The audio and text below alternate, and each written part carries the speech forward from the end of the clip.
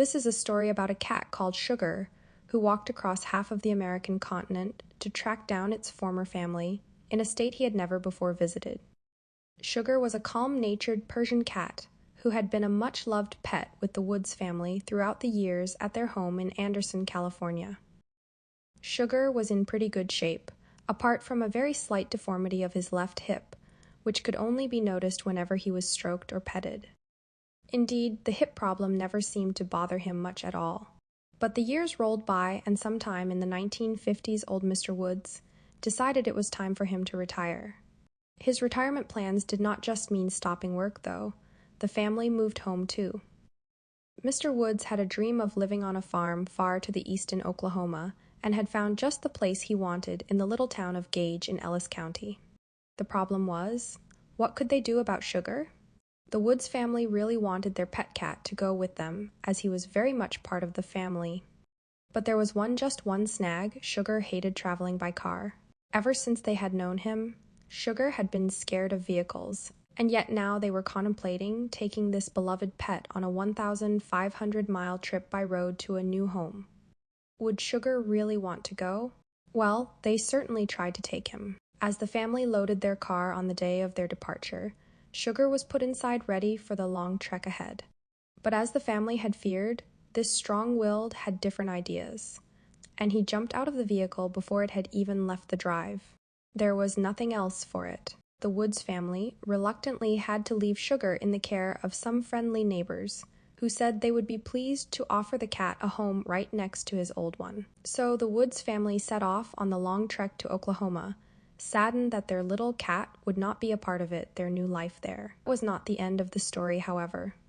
Nearly 14 months later, by which time Mr. and Mrs. Woods had settled comfortably into their new home, a stray cat turned up at their farm.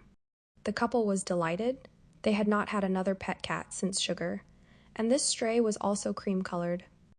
And although it was a bit skinnier, it curiously reminded them of the faithful pet they had left behind in California.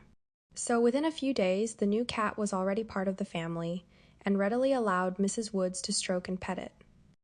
It was then that she made the discovery. There on its left hip was a slight deformity. There could be no doubt about it. This cat did not simply look like Sugar, it was Sugar. Quickly, the couple telephoned their old neighbors in Anderson to find out what had happened. They were told that just a few weeks after the Woods family had left California, Sugar had gone missing. The neighbors kept hoping he would turn up again, but he never did. Now, of course, they all knew why. This little cat had set off on the most incredible of journeys, battling through mountains, barren plains, rivers, woods, and busy highways. At the end of it, Sugar had traveled for more than a year and walked nearly 1,500 miles to find a place he had never visited before. The reason?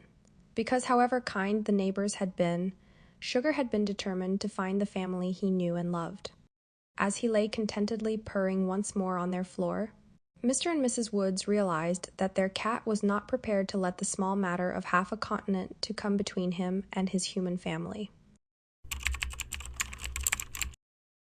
Overtoun Bridge is a Category B listed structure over the Overtoun Burn on the approach road from the west to Overtoun House, near Dumbarton in West Dunbartonshire, Scotland.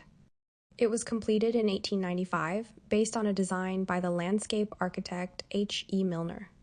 Since the 1950s, numerous reports of dogs either falling or jumping from the bridge have been reported, with the incidents often resulting in serious injury or death upon landing on the rock some 50 feet, 15 meters below. The bridge has been dubbed the Dog Suicide Bridge. Various explanations for these deaths have been proposed, ranging from natural accidents to paranormal activity. During the 1950s, locals started referring to the bridge as the Bridge of Death or the Dog Suicide Bridges, as it was reported that dogs were leaping from the bridge into the ravine below. The story gained more prominence during the late 2000s and early 2010s.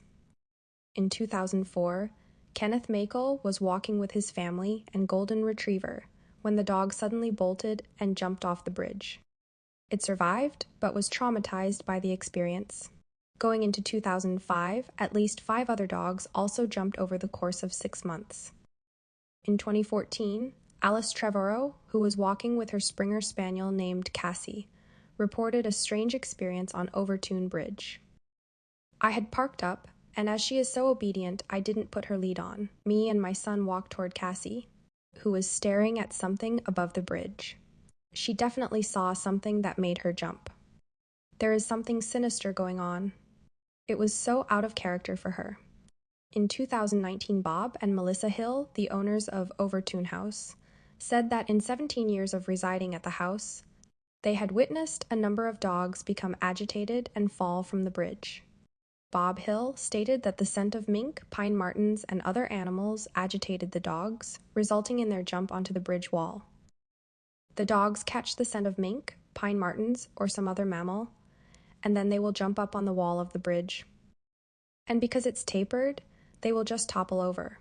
Hill, who was originally a pastor from Texas, also stated he believed the grounds around the house possessed some sort of spiritual quality.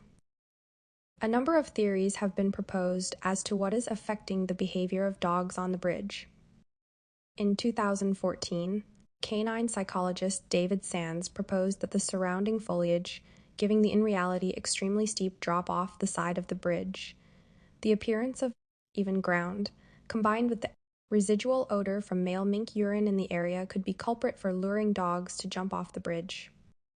However, John Joyce, a local hunter and resident of 50 years, rejected this theory, stating that there were no mink in the area.